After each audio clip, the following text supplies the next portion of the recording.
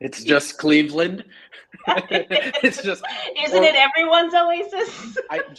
it is not. Just watching the evolution to go from like primate to Barbie. Exactly. And then back to Cleveland. Thanks a lot, Oppenheimer. Yeah, well, Oppenheimer, Barbie double feature. Weird, they're in the same universe, but I mean, I'm incredibly, I'm really excited for it.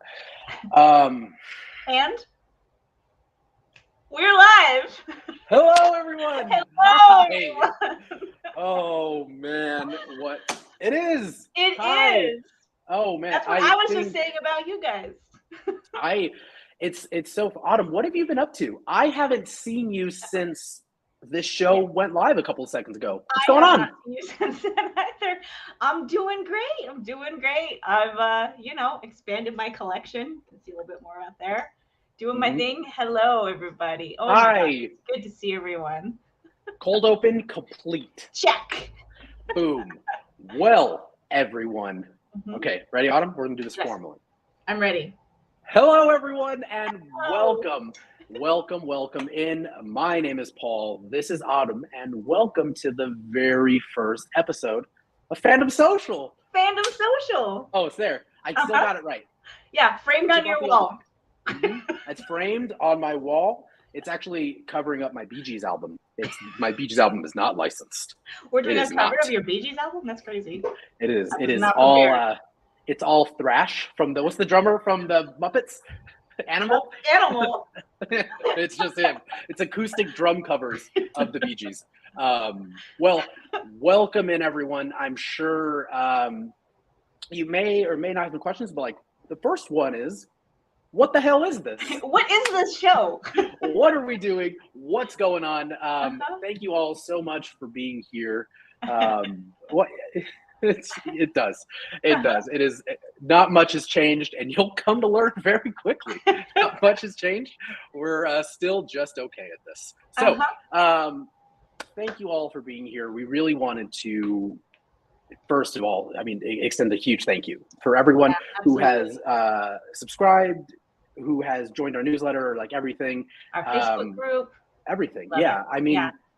There are 200 people in there. There's not 200 people in here, but that's fine. Just saying. I'm not mad, is what I'm getting at. I'm fine. Well, me on the other hand, I've got words. You never know.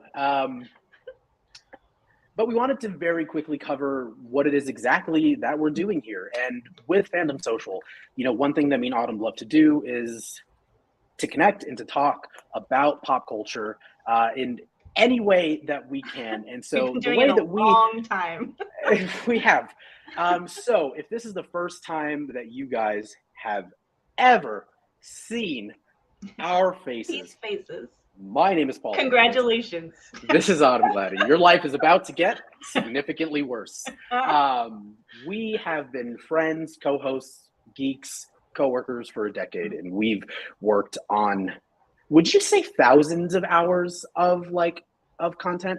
Things, either content, events, like live streams, events, conventions, all kinds of things. We worked a lot of hours together.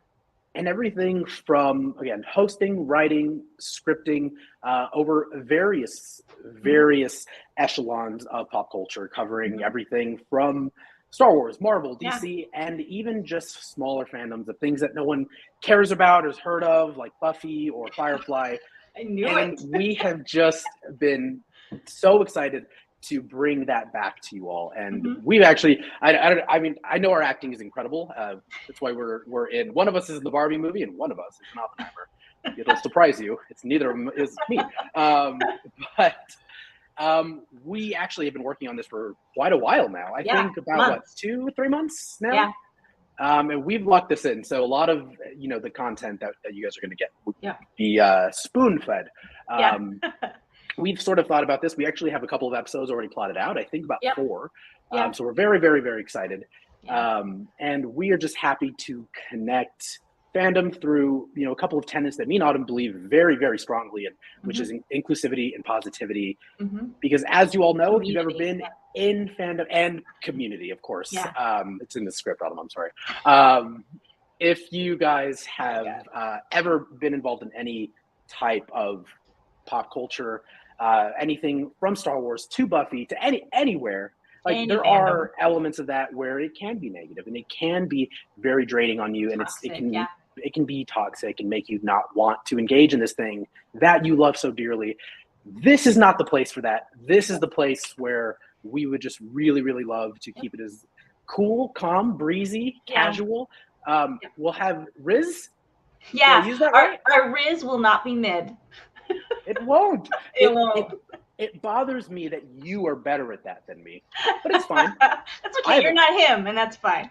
Oh, this is going to be a long show. I've got 3 cardigans in an arm's reach for me. I'm settled that I'm near dust. I'm fine with that. But I want to touch on that too. That we've talked before about how we really look for positivity and community and inclusiveness. And it's not to say that we can't like things. I mean, you can't not like things, or that we can't disagree.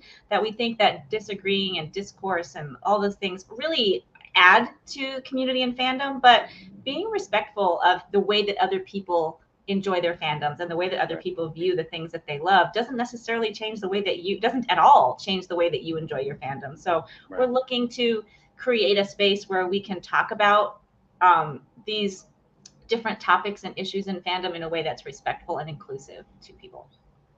Exactly. So with that, everyone, we have got some content. If you're here, like, comment, subscribe, hit the notification button. You know all of those things. It's Fandom Social. You can find us anywhere, pretty much on Fandom Social. And I can tell you right now, like we are on Twitter, we are on Instagram.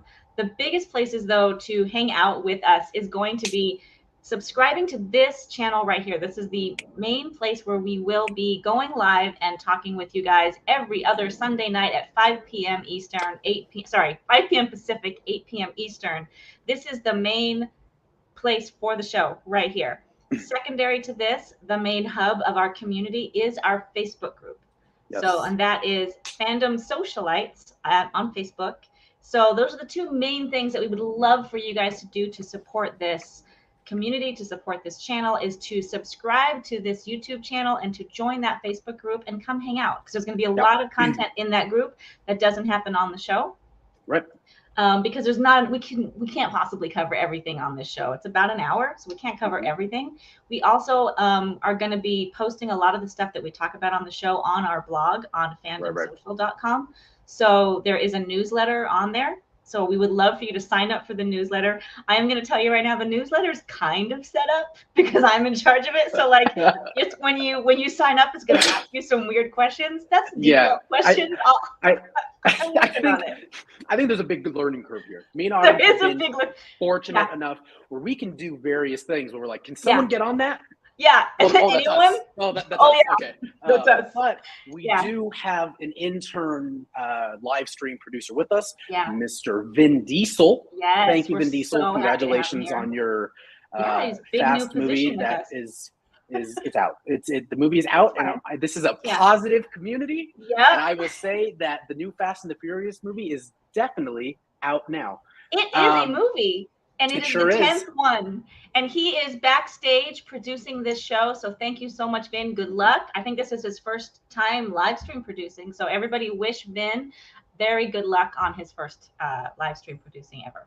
So we have family, exactly. Thank you. No problem firing him. He's in the chats with you guys under Fandom Social. So when you see Fandom Social talking to you, that is Mr. Diesel, and he said this is much more pressure than Fan X is what he did. Fast X is what I can tell. Yeah, trust me. Absolutely. You can tell higher stakes here. All right. So we do have, I'm going to run you guys through very briefly what you can expect on the show. Introduce the rails for us to depart from. Yeah. To kickflip onto. So we've got a very, very brief table of contents for you. We just intro complete. We do have a new segment. This is our recurring segment that you're going to find on every single one of our shows. It's called the Explorathon. It is something that me and Autumn are very, very passionate about. Also, Autumn is very happy because she named it. So, okay, Autumn, you did it. I wanted it to be, I don't know, never mind. I had a raised joke, but I already used it. Yes, and. Well, it is essentially, in so many ways, or in so many words, what we are watching, reading, listening to things that me and Autumn talk about literally daily, all the time, but with a bit of a caveat. Everything in the Explorathon segment that you're going to see or we're going to bring up is stuff that we have not either read, listened, or what did I do? Read, listened, or watched. I don't know why I did in reverse. We haven't, and so that's part of the fun. So we're going to introduce like a book club. Exactly. Sorry, it's kind of like a book club, and we want you to. We're going to pick something new that we have not used before and we haven't consumed before, and we want you to go on a journey with us and explore these new things. Colin, I see you. Think you're so smart because you got your degree and everything. Colin. That's a meme. So with that, and without further ado, and before that, a little ado, you do. One of the things about the Explorathon that we're really excited for is for you guys to do this with us. As she mentioned, it's a book club. We're going to introduce what it is we're watching, reading, and listening to that is brand new to us, maybe not to you. And then please follow up in our Facebook group. Yes. And we can talk about it, and then we'll talk about it on our next episode in 2 weeks, which is June 4th. June 4th, yeah. June 4th. So be clear, we have not yet watched or read or listened to these things that we're about to tell you. We are going to do that over the next 2 weeks, and we hope that you join us. So, without further ado, I'm so excited about the first one. Everyone's gonna hate it. They are, because I don't hate it, but I watch. So just for some reference, anyone who is watching this who knows me, my family's watching this. Hello, hi. I want to lead up to this. I watch everything. Yeah, everything. You do. You watch a wide variety of things. I have never heard of this before. So, Autumn, before we say the name, I want to tell them why. Oh yeah, that's important, please. Okay, so I decided I went to find something that I thought would be interesting, that I felt relatively confident that a lot of people probably haven't seen before. So I found this article that the Smithsonian published that said they had, I don't know if it was that they had done it or someone else had done it, but somebody had polled 1,600 film critics from all over the world, specializing in all different kinds of genres, 1,600 different critics, and asked them to name their top 10 films of all time, not their favorite films, but the films that they felt were the best films of all time. Right. And every film, and in any order, not ranked. So anytime a film appeared on that list, it came up as 1 point. And they generated all of this, compiled all of this, and one movie by a landslide came across as the #1 film, the best film that has ever been made. And I have never heard of this. Yep. And so I chose it. And it is a 3+ hour Belgian film about feminism called from 1975 called, take it away, Paul. What's it called? Jean, I'm in Texas now, so I'm going to read it like my neighbors. Jean Daleman, 23 Quad de Commerce, 1080 Bruxelles. That's what we're watching, guys. Yep, that's what it is. It does look amazing. Read the little blurb that I posted in the notes. Okay, so the movie follows the mundane daily tasks of its title character, a middle-aged widow and mother, until her life begins to unravel. And here is a bit of a review or synopsis from a reviewer who had watched this film. For much of its runtime, it's extremely boring. Film critic and reporter Elisa Wilkinson, who participated in the Sight and Sound poll and cast a ballot for Jean. It's Jean Dillman, right? Dillman? I don't know. Sounds good. We'll go with Jean Dillman. Jean Dillman writes in Vox, that is precisely the point. And if you're ready to lean into patience, you'll be rewarded. I am a pretty patient person. Yeah. And like I can watch, I don't want to brag, but I watched The French Dispatch and I put my phone down the whole time. Absolutely. So I can do anything. Yeah. I watched the trailer. I watched the trailer and I was fascinated at how it was the treatment of these totally mundane things and how they were being filmed. So like, I'm ready. I'm all in. This is the best film of all time. Let's do it. So that's what we're going to be watching. Well, that's not what they're saying. It's not the best film of all time. A lot of people who were polled, it was on their list.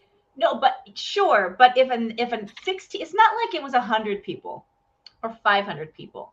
And they were from all over the world. And they had every film of all time. It showed up the most amount of time. So I'm excited. It's definitely stretching out into new horizons, and I'm all for that. So what we're going to be doing is I'll post. We're going to post this in the group later on after the show. I'll post in the group, this is the movie, and then we'll start posting discussion questions. They did not. And then we'll post discussion questions, and we'll talk about it for the next 2 weeks. So.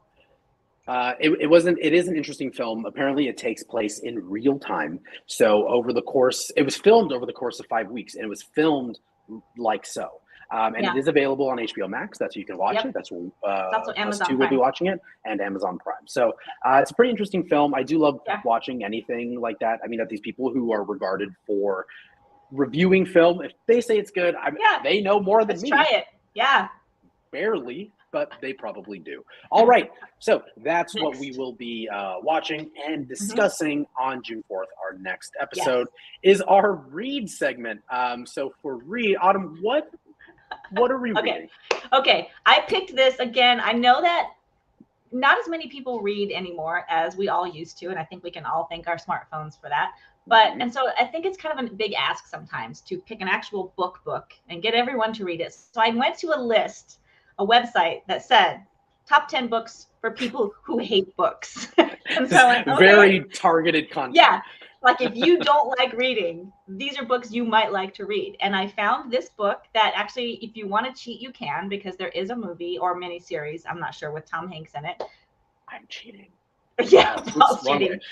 So the book is called A Man Called Ove. It is made into a movie or a series, I'm not sure, called A Man Called Otto. It's a movie. It's the same movie. Okay, it's the same story. The audiobook is only 9 hours long. The book itself is only 350 pages. So it's not that long of a read. But the audiobook is narrated by J.K. Simmons. So if you are on Audible or you like to listen to audiobooks, that's a great way to consume it, because J.K. Simmons is a great narrator. It's amazing. So that's the book. It says it is about a story about community and the healing power of community. And so I thought, what a great book to get us started in this endeavor. So perfect. There we go. So I am going to try to read the book only, or listen to the audiobook, whichever, I'm not sure. And then I'll watch the movie later. But I really want to just consume the book first and see how that goes. I'll probably do the audiobook probably as well, and I'll watch the movie. Next to Yellowstone, this is the thing that my dad has been trying to get me to watch, like, for the longest amount of time. Really? He loved this movie. And if he is watching, he's going to be very excited. I always have movies that I'm like, movies that I like, and then movies that my dad likes. Right. Taken, and then Grand Budapest Hotel. You know, like my dad wouldn't watch Grand Budapest Hotel, but he loves Man Called Otto. And so I'm very excited for this. Yeah. So if that does anything for you in your judgment of wanting to watch this film based upon whether or not my dad likes it, do that. I don't know. So again, that is what we will be discussing in 2 weeks. We'll be reading during that period of time. And finally, this one I'm very excited about. It is what we are listening to. It will be Rick Astley's Whenever You Need Somebody. You forgot to say that little post that you put in the group. Oh yeah, it was bait. Was a trick. That was, it wasn't a trick. It was market research. Imagine the Tom Hardy gif, like that's bait. Yeah, that's bait. That was. You've so, been I don't know, hoodwinked, everyone. A couple days ago, Paul posted in the Facebook group, Fandom Socialites, asking people their favorite one-hit wonder. And that was research for us to dig through and pick out. It was. Basically, we wanted to pick a one-hit wonder and listen to the entire album of that one-hit wonder. And I'm actually really excited about this one because there's a lot of one-hit wonders out there, but this one has such a story that goes so far beyond the actual song. And so I am going to be putting in there in the Facebook group, I'm going to be posting about that story. Like, how did this particular one-hit wonder become like a social phenomenon of rickrolling someone? It became all these memes and it became this huge thing. So like, let's listen to the whole album from start to finish, and let's find out. He's got 9 other songs. So yeah. All right. Well, again, I'm sure there's going to be, music purists out there who have listened to this album or they have not listened to it, but do it, give it a try, once you have, in a couple weeks, we'll all pick our favorite songs. And we want to be clear with these. We're going to do a wide variety of things. Some things might be in the geek culture range. Some things might not be. Some music might be new music, might be old music. It might be an independent artist or band. Like, we want to be really, really flexible and really expand our horizons and try a lot of different things with these. And the watch can be a TV show. It could be a mini series. It could be a documentary. It could be a short film. It could be a movie. So, and the read could be a graphic novel or a book or a series of essays or one essay. It could be a lot of different things. So if you guys have suggestions for these things, we would always love to hear them. Throw them in the Facebook group, and we would email us. We have an email address. We do have an email. We also oh god. Okay, go ahead. Okay, we have an email address. Let me furrow my brow. Our email is hello@fandomsocial.com. So you are all welcome to email that. And in the future, we will have a mailbag segment where we're going to read some emails from there. We are not going to be replying to those emails. It's just an inbox. But if there's other ways that you want to reach out and leave messages to us, I did secure us a phone number. And I picked a phone number that spelled something because I wanted to. And it took a long time to find something that spelled something, but I did find one. And it's really catchy. Our phone number is Mango Mage 6. So if you just dial Mango Mage 6, that's our phone number. Or if you don't want to dial Mango Mage 6. On one of these? Yeah, on one of those. On one of them? Yes. Yeah. So, or for those of you who are not nearly as whimsical as my blue-haired friend here, 626-466 2436. I believe you can leave a voicemail. You can text us. It's definitely an inbox only. You can text it and you can leave a voicemail. You won't. Nobody's answer. Like, it's not set up for anyone to answer that phone, but you can leave voicemails and you can text it. So yeah, Mango Mage 1 through 5 were taken. Autumn, do I have to have called Mango Mage 1 through 5 to understand? Yeah, Mango to Mage understand. 6? Yeah. I don't even think we set up like a voicemail message. Yeah, probably not. Let's say no.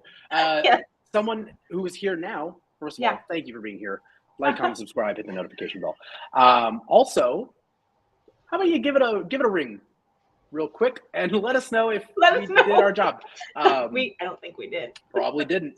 But in the meantime, we have got a show to do, Autumn. We have got a game. This is the only thing I haven't been excited to see you. I haven't been excited to see any of these people. I've been excited for this one segment because this is all Paul. Okay. All I know is the title of it. As mentioned, I watch everything. I love to watch TV, movies, but my favorite app, also, fun fact for all of you that you'll never need to know, IMDb, the app, was my third most used app in 2022. What do you do on the app all the time? It's great. One, I leave reviews. You'll never know what my username is, but I have tons of reviews out there. That's what the voicemail says. Nailed it. Damn it. And didn't we sound just like a robot voice? We did. But I love IMDb. So what I have done is I have gone in and found movies that I don't want to say, because whether someone likes something or doesn't like something, it's incredibly subjective. So, but I have found some movies that I have found, or I believe, are universally loved, at least, or they're game changers in the industry. And I'm talking like The Godfathers, The Goodfellas, these movies. And I have found 1-star reviews of them. Autumn doesn't know what movie I chose. I'm going to read the 1-star review, and Autumn will have 60 seconds. I picked 2 reviews. Same person. I broke it up. Okay. They left a pretty long, extensive review. It's great. So this person has left this review. I broke it into 2 parts. I'll read you the first part. You got 60 seconds to see if you can guess. Okay. If you don't, I'll read the next one. You got 60 seconds. And if you don't, I win. Get it together, Autumn. And you're bad at this. All right. I'm ready. The name of this segment is called Lost in Translation, but we're not actually talking about Lost in Translation, which is the incredible film from, I think, 2011. Not 2011. Anyways, okay. So don't do anything crazy because I've got to move my screen and I can't see what's going on. Okay. All right. You ready? Here we go. Yeah. God, this person is so sad. Okay, ready? Yeah, I'm ready. What people saw in this waste of film, time, and money, I don't know. But I include it with the American remake of Godzilla as one of the worst movies I have ever seen. If you want Philip K. Dick, reality warping, just watch Blade Runner. If you want to see a good anime, see Akira, Ghost in the Shell. Or for martial arts, a good Bruce Lee film. A waste of time, I'm telling you. That's part one. Vin, put the 60 seconds up. Vin. Okay. Is it Inception? No. Oh, is it? Also, this is supposed to be 30 seconds? Yeah, but it's fine, Vin. Is it animated? Can I ask that question? You can. Doesn't mean I'm going to answer it. It is not. Okay. If you want to watch it. I'm not reading it again. Okay. Second segment. All right. Pull off the clock. We're doing 30 seconds because that was what's in the script, Vin. Come on, Vin. Okay. Ready? Noted by his review. Okay. Yeah. Second part. This film is absolutely awful. I'm telling you. My girlfriend. Put it in quotes. Put it in quotes. I don't know. Shit, this is so fun. Okay, my girlfriend and I would have left the cinema halfway through if we knew that we have both felt the same about it at the time. Apart from the special effects, the film suffers from what I call wooden acting and an incredibly ridiculous storyline. The special effects are amazing, though. Apart from that, it was a total waste of time. However, we seem to stand alone on this one. The rest of the world is sucked in and bought in on the most amazing film ever made. Oh, well, 1 star. 30 seconds. Forrest Gump? Like, what do people think is a really amazing film? So, this person had said wooden acting. Okay. Incredible special effects. Okay.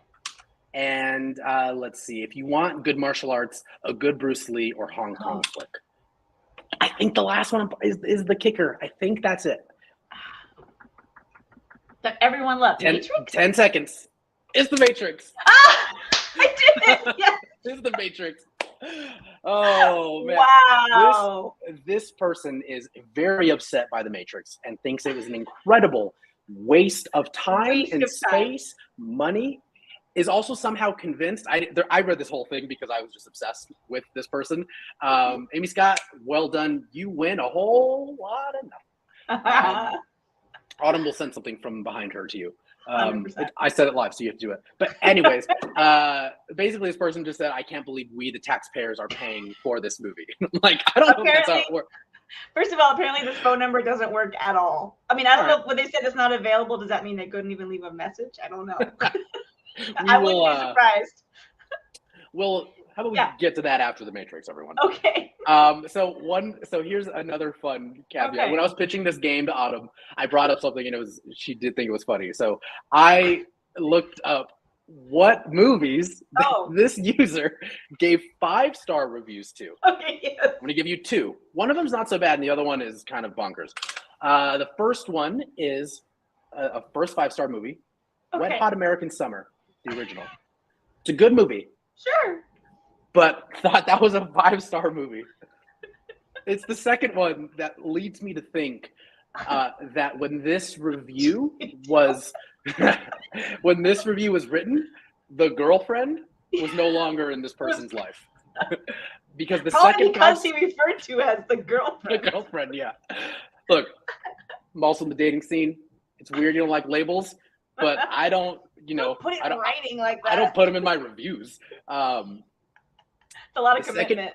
It's a lot of work. Yeah. The second movie that this person had reviewed 5 stars, The Village by M. Night Shyamalan. No. Yeah. They hated The Matrix. Hated The Matrix. But they loved The Village. 5 stars for The Village. Not fond of the animated Smurfs movie, but I didn't feel that was relevant to our conversation. But has anyone checked in on him recently? Is he okay? No. I haven't seen a review for this person in 6 months, so hopefully they're doing okay. Yep. What was that Brad Pitt movie about life? Remember? And it was just like something about life, something. It was like the Tree of Life. That'll be the next one we see, and like he's okay now. Like he watches that and it heals him. He's like, you guys seen this Wall-E movie? It's pretty good. Oh, I know one's talking about this. Oh my gosh. Okay, do you have another one? No, it was just the one because we've got a deep dive segment and we're at approximately half. All right, everyone. We've already been doing this for. All right, cool. Love it. All right, everyone. Well, again, what are some movies maybe that you love and other people don't really love? And email in. Don't text or call us because apparently that doesn't work. It's called The Princess Bride. No, sorry, the pirate movie. Sorry, the pirate movie. I got distracted because someone said Princess Bride in the chat. The pirate movie. Yeah, that's my go-to. Yeah. But now I feel like I've changed a lot of hearts and minds on that movie. Like 6. Like 4, I was gonna say. Yes. I think if once a movie has been released for free on YouTube, or it is no one's protecting it, or it's on Tubi, I'm moving on. It's like, oh, The Meg is so good. I love The Meg. It's a horrible good movie. You know what? As long as we can just if someone stops The Meg to watch us, I feel like success. That's the level of success I was looking for. He's just trying to catch up to get ready for the Megverse because the second one's coming up, and Jason Statham actively is holding a shark's. Oh, look at my socks. Is holding a shark's mouth open with his one foot because it's Jason Statham and he can do things. No one else can do that but him. Yeah. Anyways, all right, everyone, we have come to the point in our show, as promised, where we are talking about our deep dive segment. As mentioned in a bit of our marketing and leading up to this, we are going over mental health and its portrayal in the realm of pop culture. Now, we are going to use our very own Thor Odinson as sort of our rainbow bridge, our North Star, to sort of guide us through a unique perspective and a very, very endearing perspective of mental health as it's portrayed in pop culture. And Autumn has done an incredible job. She's done so much research on this. And Autumn, go ahead, kick us off. Thank you. I am going to preface this by saying there is a blog post that has gone live on our blog when this show went live. So we are going to touch on some of the themes that I did research, but the full deep dive blog post is live right now. We are going to be posting some discussion questions on Fandom. Thank you. It's on fandomsocial.com. I'm also going to be posting some discussion questions based on this topic in the Facebook group and a little bit on our Instagram and our Twitter as well over the next couple of weeks, because I do think it's a topic that's really worth exploring. And so one of the things the reason why I specifically picked Thor is it's not Thor's depiction of depression and PTSD in the Endgame movie is by no means the first superhero or character on a big budget film where they have dealt with depression. It's all over the place. That's a depression, PTSD, other mental health issues. It's incredibly common. But what I felt, this one definitely stands apart for a very specific reason. Part of it is because it is on such a huge budget film for them to have dedicated very valuable film real estate to this storyline, I think is significant and I think worth digging into. So first I want to go over the fact there's going to be spoilers for Endgame. That's, if you're watching this and you haven't watched Endgame, now's the time. I also want to preface something right up top, and this should be apparent, but we should say it. Me and Autumn are not mental health professionals. We are not. We are not. We have done research. We are two people who are very vocal and very pro therapy. We've both been in therapy, not to brag. But we just want to preface it with we are not mental health professionals, but we have researched and we have done spent enough time either with the source material or just within pop culture to be able to at least speak on it. So if we get anything wrong, again, not mental health professionals, let us know. Don't do it live. just email Yes. us. But I just want to call about exploring how these things are depicted in pop culture as opposed to exploring the actual mental health issues themselves.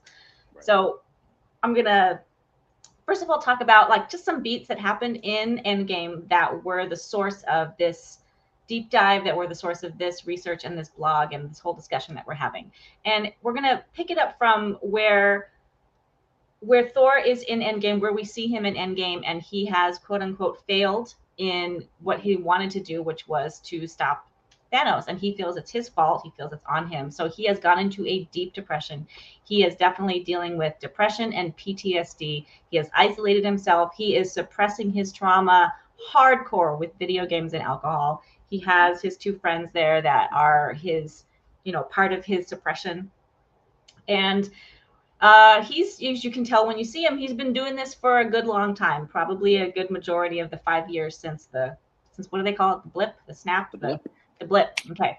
So Rocket and Hulk come to see him because they need help, because they have a plan. And Hulk, when they see him, they immediately see what he's going through. And Hulk reacts immediately with compassion, with empathy, without any judgment. And he just tries to talk with him. And Rocket, who definitely has a different approach, but what I liked about Rocket's treatment of him is he was very blunt and direct. He says, quote, "You look like melted ice cream." Like, he is not pulling any punches. Absolutely, but again, not, no. It is not done again with cruelty. He's just being direct with him, and there's still a sense of empathy there. And Hulk tries to talk to him, and you can see that they're portraying Thor's deep suppression because he's not even allowed to say Thanos' name. Don't even say his name. Mm-hmm. And I think, one of the things that's interesting, and I think one of the more sort of front of mind reasons that me and Autumn wanted to cover this was, again, as either knowing people in therapy and knowing people as two people who've been in it. Also, I'm very fortunate enough to have people in my close circle who are mental health professionals. Yeah. And it made me realize how often and how much I consume. We were just joking about how much we watch, and, subconsciously, how much of what we're watching it doesn't necessarily need to be accurate, but there is a phrase that I've learned in therapy, and I've also heard in other shows, and is that mental health is not your fault, but it's your responsibility. Mm-hmm. And one of the things that I sort of feel that carries over into is the responsibility that some of these creators of various echelons of pop culture, there is a responsibility that they should have to be able to portray it in a way that doesn't make light of it, that doesn't make it a joke, that doesn't try to make it a lifestyle, as we'll get into a little bit later with another character who we don't feel necessarily is handled as well. But we definitely have found that reducing the stigma of mental health and pop culture is important, and that Thor in and of himself and his journey, because we spent so much time with him. Yeah. I mean, to see him go He's from this huge literal god.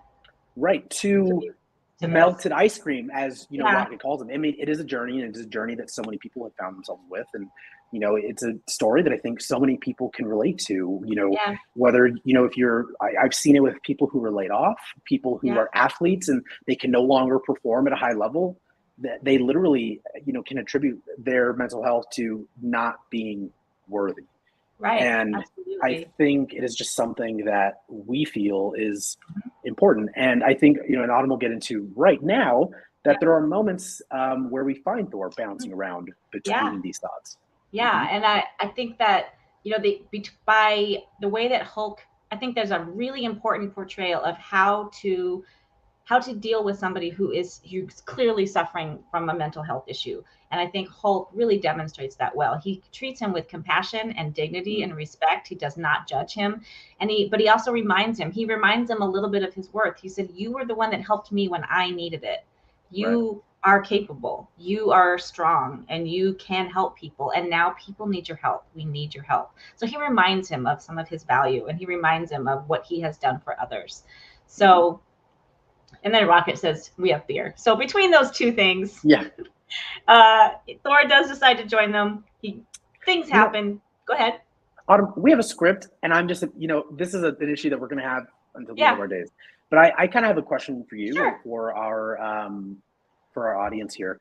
Is I feel like there is a bit of a dissonance between people who are Thor fans, and you've got one camp of people who like the traditional Thor, him as a god. He's a little aloof, as we see him in 1 and 2 when he's got the what are they called? The Mighty Three, his friends. Oh yeah, He's the Warriors 3. Yeah. So we see a certain version of him, but then once we get into Ragnarok and what's the other Love and Thunder? Yeah. He is a bit different, and he is a bit changed, and it almost is as if his journey, right, through mental health, through becoming worthy, is not necessarily as relevant. Those things that were important to him were secondary. So I wonder, and I'm curious for you, where do you fall on that line of with Thor? Of like, do you feel like people who liked Ragnarok, like it was funny and it was jovial, but it didn't necessarily play with the sort of the themes that we're talking about, how it's important, and it sort of made light of them. Yeah, they definitely, with Endgame, they had set him up on this journey, and they had done some really important work, I feel, that we're going to continue to talk about here. And then I felt when they got to Love and Thunder, and granted, it was a different story, and it was different. It was a whole different vibe of that whole story, but they had taken him to a certain place and then dropped that story, dropped that idea. And while it's not the responsibility of every filmmaker to pick up that ball and run with it, I did notice it. It was noticeable. And I was a little disappointed. I loved Love and Thunder. I thought it was a lot of fun. It was a fun movie, but I was a little disappointed in the lack of continuation of that story, that it was a little bit brushed aside and a little bit made light of, especially, and we're going to talk a little bit about like that importance of community and of talking to people and connecting with people in part of his healing. And then in Love and Thunder, there's like a little funny joke bit where Peter Quill is telling him about, remembering the people that you love. And Thor is looking at him, and they make a joke at it about how Peter Quill doesn't love him. You know what I mean? How he's looking past him. And it's almost like this thing, right? Yeah, he does this thing. And it's like, it's a funny bit, and it is funny. I laughed.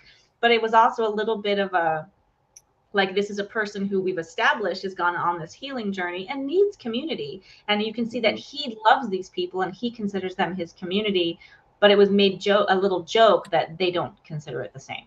Like, it was a little mean. It was a little mean, I felt. And and me and Autumn, and I'm sure a lot of you guys out there have gone back and watched a lot of these movies, quite a few times. And for me, watching Love and Thunder and then watching Ragnarok again, the reason it was so surprising is because Taika Waititi is the filmmaker behind those two films, which arguably changed the direction for better or worse.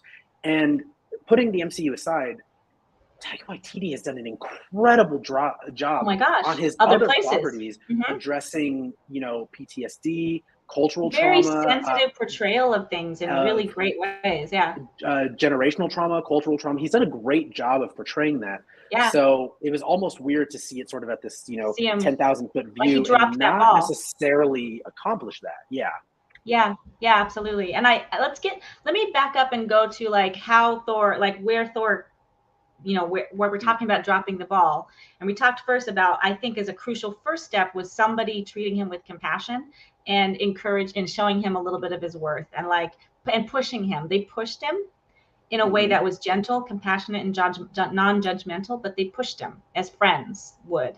And I think that's really important, that it's not saying that that's the only way that you can get yourself out of those places, but that it has such a value. It has so much value. And they showed that so well, I felt. Right. Then the next thing that I think was the pivotal moment was he goes back in time, he sees his mom, and he's trying to still hold it together. And she draws it out of him, and he starts to talk. And it cuts, she says, I can see that you're not the Thor that I know, and that future hasn't been kind to you. And like, he says, I wanted to talk to you. She said, okay, let's talk. And then it cuts away and it comes back. And it's clear that he's been sitting there and he's been letting it out. He's been talking to the person that he trusts the most, the person that he can feel the most vulnerable with, that he talked it out.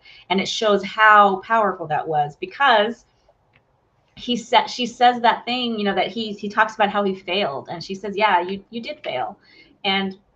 But she says, and this is I have this written down because it's a huge, important, impactful quote. She says, everyone fails at who they're supposed to be. The measure of a person, of a hero, is how they succeed in being who they are. And that resonated so well with me, because it's been in my, just to make it a little personal, it's been part of my own personal growth to get rid of the idea of should and stop using the word should. There is no such thing as should. That the idea of what you're supposed to do and who you're supposed to be. I mean, obviously, I'm a 50-year-old mom with blue hair. I have obviously shed that need to worry about what I'm supposed to be. Trauma there, yeah, for a sure. little bit of trauma, right? But like that. There's power in shedding the should, and I think that her message is really, really important to let go of that. And you can see already how much healing has already started. He's not healed, but he's now for the first time open to healing, between his friends pushing him and him being able to finally talk, and then having his mom, having somebody validate, having someone say, I hear you, and yes, you did fail, and also that doesn't mean that it has nothing to do with who you are. So she validates him. So the idea, to me, this is like a parallel to talk therapy, to going to somebody that you can feel vulnerable with and speaking the truth of what you feel and having them validate it and push you forward and show you that you're worth. And so a few minutes later, he does that thing that I think honestly is one of the bravest things he ever did, which is when he stands there and he was, all of a sudden he's kind of realizing, hey, Mjolnir's here.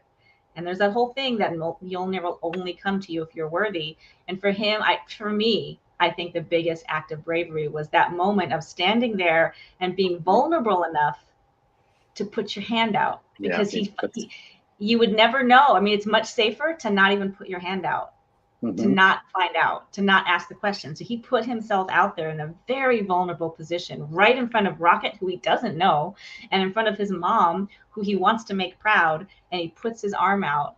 And she's standing there totally confident. She's not even for a second doubting, because she knows he's worthy. She just says, it takes a second. Like she knows Mjolnir's coming. And you're right. It is such a powerful message. And people are talking about it in the chats as well. But like having that person, for him, it's his mom. Like for me, it's also my mom. Like just having that person that like finding out you're not your actions. Like, you aren't, it's like the quote says, it's being the best possible version of who you are, not like who you want to be. And, things like that, like really resonate with me. And moments like that are where they just feel so deeply personal in the MCU. And there's moments where like, you just get it. And that's one of them, especially that relationship with his mother, who he never got to say goodbye to. Yeah. And it's an interesting, another thing that I, have really internalized and I have understood, and that I can, through my own process and through other people in my life that I'm close with, that mental health issues are not something that you're doing. They're something that are happening to you. It is, you are experiencing it. It is happening to you. And just like you said, it's not your fault, but it's your responsibility. So going through depression, PTSD, anxiety, any of these things, you didn't do that to yourself. It's not your fault. And it's not you, it's something that's happening to you. In the same way that you catch the flu doesn't make you an unworthy person because you caught the flu. It's happening to you, but it's up to you to heal yourself. I don't want to, if you have the flu, I don't want to be in my Ford Fusion with you. Yes. Please. Right. But like, it's something that happened to you. It's not a judgment of who you are as a person. It's not and then when Mjolnir shows up and you see his entire face for the first time in the movie just light up with so much joy and so much hope. There's also a great moment, if you guys go back and you watch that scene, where he like puts his hand out and he just goes like he's like scared. It's like a very brief wince, and he's just like, he's really scared. Like, please come. Am I? Yeah. It's so powerful. It's incredible. For him to say, I am still worthy, to me personally, and when I'm researching this, it's the most important message of the entire freaking series. The entire MCU is him realizing, I am still worthy, that my depression does not have, my mental health has no bearing on my value as a person. That I am worthy, and that your depression does not make you unworthy. Your PTSD does not make you unworthy. That your unhealed status does not make you unworthy. It's just something that you are suffering, and that your worthiness is separate. And I think that's powerful and important. And I have not seen, one of the reasons why we're talking about this is because I haven't seen this addressed in this way on a platform that's so big. There are plenty of smaller films that have talking about our show, right? Yeah, on a platform as huge as us. But like, I think it's it's really, really important. And I think that journey is inspirational. I think it goes through the value of talking to others about what you're going through, the value of seeking help. It shows somebody who is a God seeking help, asking for help, and how important it is to seek help and treating, and it's important to treat other people with that empathy and compassion. And then the value of treating yourself with compassion and empathy, and understanding that your mental health issues are not indicative of your value and your worth. They are two separate things that are not related. Yeah. And, you know, Autumn, it's interesting because, you know, we've been talking about this, we've written about this, but there are also other representations of mental health in pop culture for better or for worse. And you wrote down some that I found. We'll go with some of the other ones that we've sort of identified. This isn't necessarily a judgment on if it's portrayed correctly or incorrectly, but Autumn did find a few, and Autumn, I'll let you go through them, and I have a couple of my own that I think are interesting. So what are some of the other important representations, whether in the MCU or around pop culture? Yeah, and you guys definitely, as we're going through, feel free to throw other ones in the chats that you feel are also good representations. For me, one of the first ones that I saw on a very big platform was Tony Soprano in The Sopranos. The entire show was about him dealing with his anxiety and depression in therapy. And he's a mob boss. So the idea of someone with so much power, and he is like a huge tough guy that has all the power in the world. For him to humble himself to go seek help was such a powerful message. And he was incredibly flawed, but it was such a great example of showcasing a real struggle with anxiety and depression. I also put Luna Lovegood from Harry Potter. That she's a totally different vibe, but like that was a really great portrayal. She was dealing with grief and loss and isolation, and Perks of Being a Wallflower is a good one. That's great. And her portrayal of resilience was great, that she was unable to be knocked down from her optimism. And that was such a great portrayal, that it was a choice that she made. She had every reason to be depressed and miserable and anxious, and she made that choice to be resilient and to continue to be positive. I thought those were great examples. Those were a couple that I had. Yeah, and I think, you know, there are quite a few. The one that I had, Hellblade, Senu's Sacrifice, I don't know what that is, but I've never seen schizophrenia represented so accurately, which is, you know, schizophrenia is something that is incredibly, you know, it's deeply personal from what you know I've read and researched. There is a psychoanalyst and a psychotherapist by the name of Eric Bender, and he's a couple of video essays, a couple of papers that I read and watched, and he talks about how specifically, I think a really good representation of sort of DID, which is dissociative identity disorder, which Moon Knight suffers from. Is an incredible representation of that. You know, this is nothing that's brand new, nothing that's never been covered. It's actually written directly into the show, but of how fragile as humans we are, and that we have these trauma spikes that once they're dug into the ground, you don't know what splits. And sometimes, you know, it results in anxiety, it results in alcoholism, and in the example of Moon Knight, it represents in a dissociative DID. I want to go with DID. Dissociative identity disorder is a mouthful. So it results in DID, and I think it is so incredibly important to show because, you know, it talks about trauma and how that trauma specifically with children results in these like lifelong issues and results in so many various mental health issues, possibly, you know, it's not, of course, you know, definitive, but it can. And he does a great job. Again, this is Dr. Eric Bender. You can find him on YouTube and all these other places, but essentially talks about how we just have these trauma responses, and the horrible part of the human brain, we don't ever know how it's going to manifest. And that's what you know, his job, as he mentioned, is, and I think, you know, we even have a mental health professional in the chats talking about, is that is not there to solve your problems.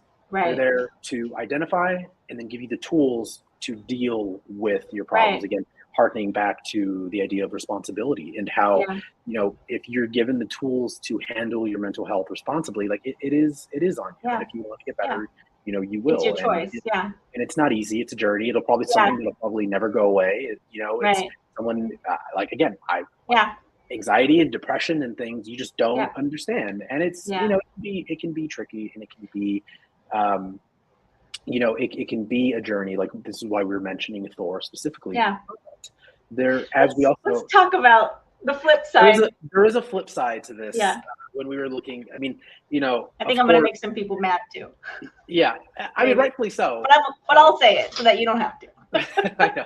When me and Autumn were researching this, we were thinking, we were so involved in how positive of a message, Thor and his journey is, and how well it was handled. So immediately a light bulb went off in both of our head, and we're like, that's a bad representation of mental health in pop culture. And boy, howdy, pardon my language, did we find Autumn. Well, we're gonna watch our numbers drop. Okay, here's the thing. Batman is, to me, I'm not saying it's bad, but it's certainly not a bad representation of mental health. But it is definitely, I would say, if we're looking at the topic of how pop culture can inspire and guide and help and destigmatize mental health, I would say that Batman does a direct opposite. I feel that it romanticizes depression and PTSD as making him this brooding dark hero, and it kind of validates that as this great place to be because he's so dark and he's so brooding. And he's suffered from PTSD and depression. He has suffered grief and he has suffered loss. And instead of, I understand that it may not be compelling storytelling to see Batman go through the stages of healing and get better, because now you don't have your dark Avenger.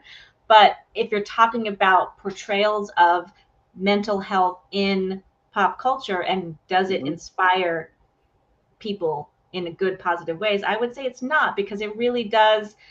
It makes it heroic, and it's just, I feel like it's discouraging people who are in that place to get out of that place, because like I said, it romanticizes it as this amazing thing. He's a bit, that it romanticizes the world is a dark place and I'm just going to be this dark Avenger and carrying it around. And it is, and I think there's already such a stigma around mental health and seeking help and talking about it. I've been very, very fortunate. Autumn's I don't want to speak for Autumn, but I'm going to do it. But like we've just been surrounded by people who are very accepting, are very open, and are like, oh, you're in therapy? I'm also in therapy. That's awesome. Like, I understand that that's not the case for everyone. Right. What we're sort of getting at is the idea that if you were pulling some of your, your references, some of your ethics, your morals from pop culture, it's the idea that there are ways to examine. We're not saying that every Batman story is bad.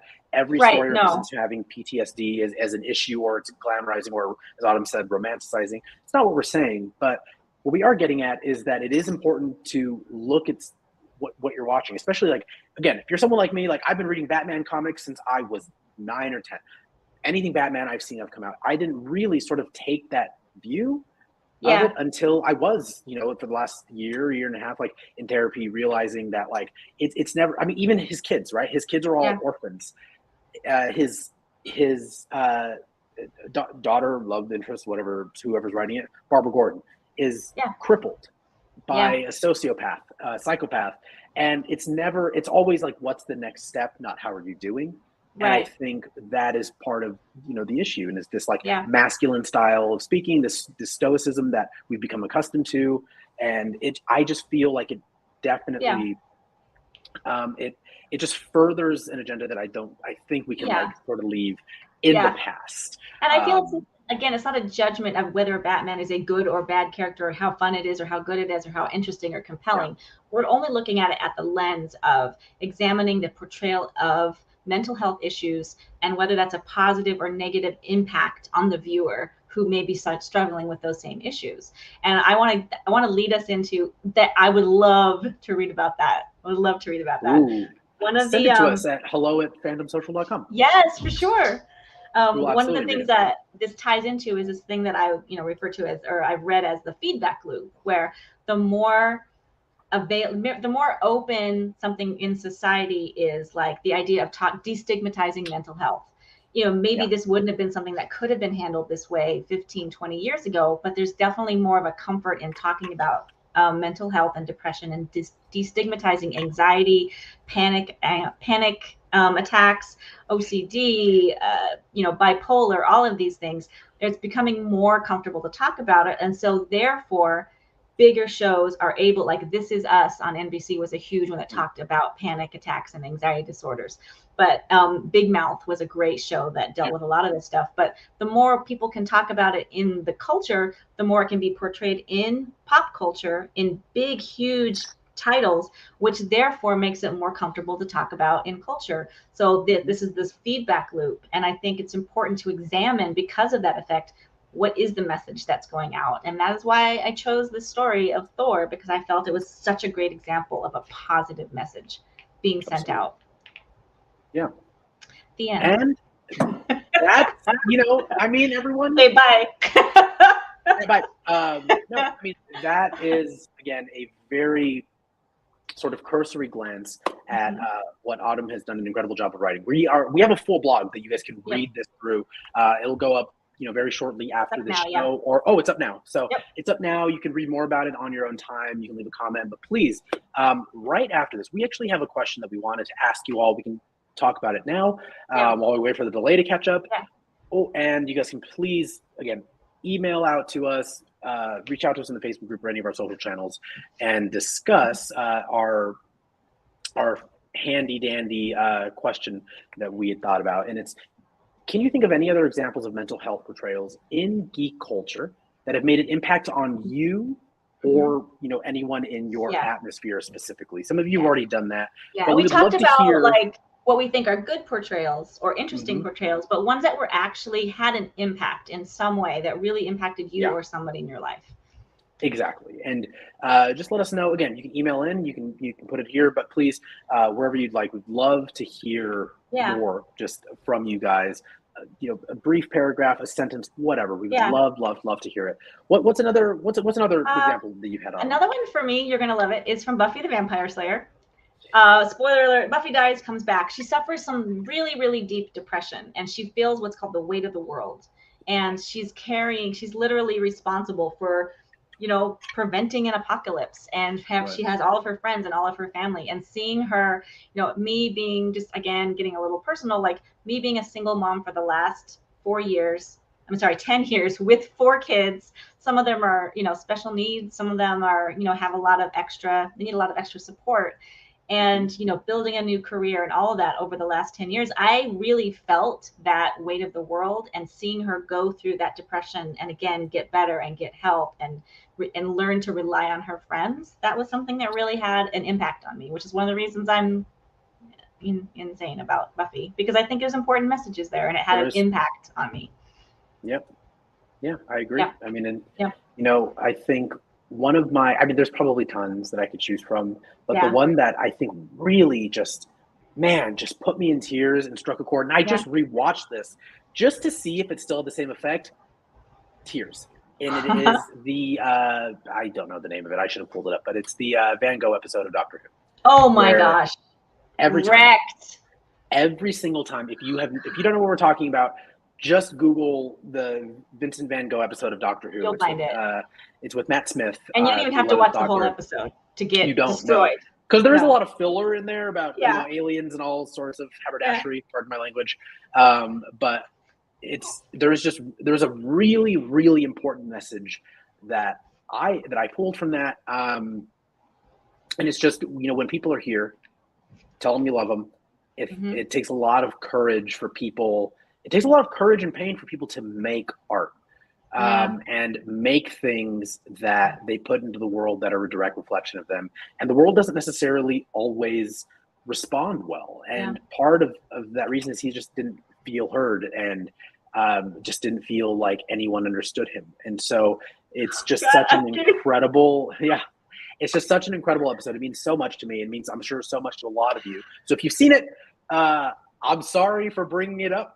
Yeah. But it's a good one. There's a great example. Thank you so much, Vin. That's perfect. That's exactly what I was looking for. What About Bob? One of my all-time favorite movies. I watch it in our house every year. I don't know what that is. You have got to watch it. It was with Bill Murray, and his depiction of dealing with his multiple phobias and anxieties, and he had a lot going on. But yes, I've heard other people have talked about how that film, it's a comedy, has actually helped them deal with their anxiety attacks, and his milestones were relatable. 100%. You should watch that movie. Okay. It's a fantastic film. It's very, very funny, but it's also very sweet, and there's a reason we watch it over and over again, because it's got a lot of heart. Yeah. I love it. Yeah, I mean, it's something, we could cover a ton. Again, there's going to be a blog that goes We'll talk about it in the group too. I'm going to post some of these discussion questions. I put discussion questions on the blog because it was very like, hey kids, let's talk. So I'm going to post some of those questions in the group, and we'll talk about it some more. So again, please, if you have not yet joined our Facebook group, please head over. It is at Fandom Socialites is the name of our Facebook group. And yeah. Thanks, Vin. Yeah, thank you so much, Vin. You did a pretty good job. He's fine. So, wait, ready? I'm doing my Diana Prince. Yeah. All right. Nailed it. No. No. Damn it. Now I'm all out of focus. Are we high-fiving? That's on me. There you go. You're good. So, we are about wrapped, but because it is technically also her show, and I can't always, I can't always fight every dumb thing that Autumn wants to do, everyone. So, without further ado, Autumn's got a very dumb thing that she wants, a little earworm for you all to take with you. We have to leave space for a dumb thing, and this is a segment we will have every week with a different dumb thing. Yes. That's not always going to be my dumb thing. Sometimes it'll be Paul's dumb thing. Yeah, there's a lot of dumb. There's a lot of dumb to go around on your screen right now. What's our segment called? So this segment, it's your little sound bit right at the end. It's called the cherry on top, because this is the cherry on top of your Sunday. Do you guys get it? Because today's Sunday. Do you get it? I'm furrowing. Okay, guys. Say your thing, Autumn. Say your piece. Just so you guys know, cherry on top is always going to be 100% unrelated to anything that's been talked about. It's going to have no actual value whatsoever. It's just a dumb thing that I really want to share. And I've been talking about that. It's been hurting my brain since Wednesday night. And so I'm going to infect you all with it. Did you guys know that unlockable means both something that can be unlocked and also cannot be locked? It means both of those things. Do you know that undoable means something that you can undo, but you also can't do? All right. So that is your cherry on top of your Sunday. With that, Autumn, we did it. We did do it. Wait. Episode 1, homie. Yeah, we did it. Thank you all so much for joining us. Episode 1 of Fandom Social. Let's go through all of our business again. Please subscribe. We're begging you. Yeah, literally begging you. Please like, comment, subscribe. It's the best way for us to become further shills. We can sell this show, and then we don't ever have to deal with anyone ever again. Yeah. Oh, God, it's a dream. And so if you guys can, please go to fandomsocial.com, sign up for our newsletter, like, comment, subscribe. Find us on social, wherever you participate. On social media, we are there. Mostly is Fandom Social. Right now, I'm going to tell you right now, we'll update you every time we have a show, but right now we are mostly Fandom Socialites in the group, this channel right here, and I do have a Twitter account set up for us, a Facebook page, and an Instagram account. They're not as active, but we'll get them going over time. We've got some other stuff on deck. We've got a TikTok account. We've got a Pinterest. We got a Spotify account. If you're one of those business shorties, you can follow us on LinkedIn. And on LinkedIn, we're going to be talking a little bit more about like building, what we're doing in this project that we're working on. So if you're interested in that, go follow us. It's like our LinkedIn. lore.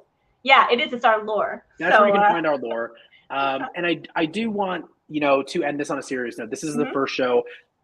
Luckily, we've got a few planned out. We're not going anywhere, but it is important for, I think, everyone to know that me and Autumn we love doing this. We love being able to hang out with you guys, and I'll bring it up. Sorry, Vin, I'm going to bring up a comment. I know this is your neck of the woods, but so that we help get us through COVID, and we count, you guys can read the message. I'm going to get emotional because there are the sentiment it is mutual. We really feel that we were just doing something and we didn't, realize how impactful it was, but also how impactful it was, for us as well. And, my Autumn knows exactly what I'm going to say right now. It's going to make us both cry, as there's a story, and this is sort of the epitome of where this show comes from. We're doing this. Why we've always done what we've done. And there is there was a gentleman who reached out to us during an event that we did, that me and Autumn would do. It was a 24-hour event. It was during a Halloween where we were just doing all sorts of crazy things. But, one thing it was important for us is that people came in and gained value from something that we were doing. And some of that value is just positivity and being able to come in and hang out. And it's like walking into a room full of people that it's just it immediately calms you. And this gentleman had let us know that he watched almost all of our shows. So immediately, me and Autumn were like, dude, Netflix exists. Yeah, there's other stuff to watch. But he did let us know that the reason he was up for so many hours of the day was that he found out that his daughter has leukemia, and they were in the hospital, and they couldn't watch what was on TV because it's it's the news, or it's not something that a 6-year-old likes, so they watched all the shows that me and Autumn were doing, and he had just said, you're never going to read this, you'll never know, but how impactful it was to me that I could tune in and watch this thing with my daughter, we could just have fun. It felt positive. I think another thing was that he's saying I felt positive knowing that I could leave my daughter in this live chat and she was okay. Yeah. And Autumn is someone that has kids. I have nieces and nephews that I worry about, and so to hear that from him was it was the light bulb as to why we did this. And again, so many of you have been so impactful on that. And so again, thank you for allowing us to come up here on the soapbox, yell information at you. It really act like idiots together. It really does mean quite a bit to us. So with that, thank you all so much for watching. Thank you guys. Like, comment, subscribe, follow us wherever you can. We really, really appreciate it. And it really does help us out. So thank you so much for watching. We'll see you on June 4th. Go to Fandom Social. You can get in contact with us there. You can see our schedule. Hang out with us in the Facebook group. Me and Autumn are in there every day. All the time, Brag, we don't have a life. So we're in there hanging out. Thank you, guys. Have a great Sunday. And this is our sign-off. Goodbye.